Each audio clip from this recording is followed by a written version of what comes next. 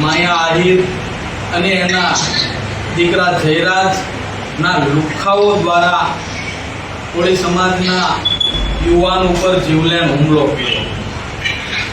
ખૂબ અમે વખોડી કાઢી છે સમગ્ર ગુજરાતના કોળી સમાજ.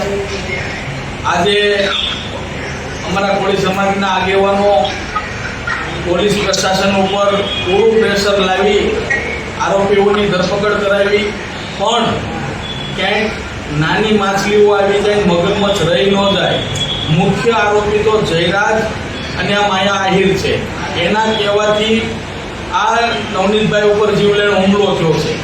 જેથી કરીને જ્યારે એને મારતા ત્યારે વિડીયોના માધ્યમથી પણ બતાવતા તો પોલીસ પૂરેપૂરી તપાસ કરે, કોને વિડીયો બતાવતા ક્યાંક એવું ન બને કે નાની માછલીઓ આવી જાય, મોટા મગજમાર્ગ રહી જાય. તો એ 100% વિસ્તારની અંદર પણ આ જયરાજ અને એના લુખાઓનો આતંક છે. આ લોકોને કાયદા અને વ્યવસ્થાનું ભાન કરવામાં આવે અને આ બંનેને જાહેર રસ્તા ઉપર સરઘસ કાઢવામાં આવે એવી સમગ્ર ગુજરાતના કોળી સમાજની માંગ છે. અને જે જીવલેણ હુમલો કર્યો એનો વિડીયો પણ વાયરલ થયો. જેમ ઢોરને મારતા હોય જાનથી મારી નાખવા સુધીની કોશિશ કરેલી છે. તો પ્રથમ તો પોલીસ આની અંદર 307ની ગંભીર કલમ લગાડે, જીવલેણ હુમલો કર્યો છે. અને આ જે આરોપીઓને પકડ્યા એ સચોટ એની ઊંડાણપૂર્વક તપાસ થાય અને જયરાજ અને માયા આહિરને પણ એની અંદર ઉમેરવામાં આવે. કારણ કે મેન આરોપીઓ આ લોકો છે.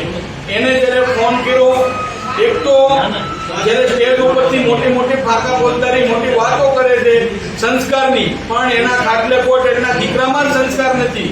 જો એને એવું કહેવું જોઈએ તો એના જયરાજ એના દીકરાને એના બાપાને કહેવું જોઈએ તમારે જ આવું ન બોલવું જોઈએ. પણ બોયલા, માફી માંગી લીધી.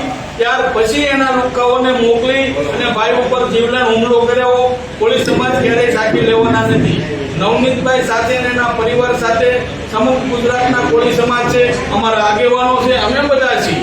આને સંપૂર્ણ ન્યાય મળે અને જયરાજ અને આ માયા આહિરને પણ આની અંદર સજા મળે, 307ની કલમનો ઉમેરો થાય એવી અમારી ઉગ્ર માંગ છે.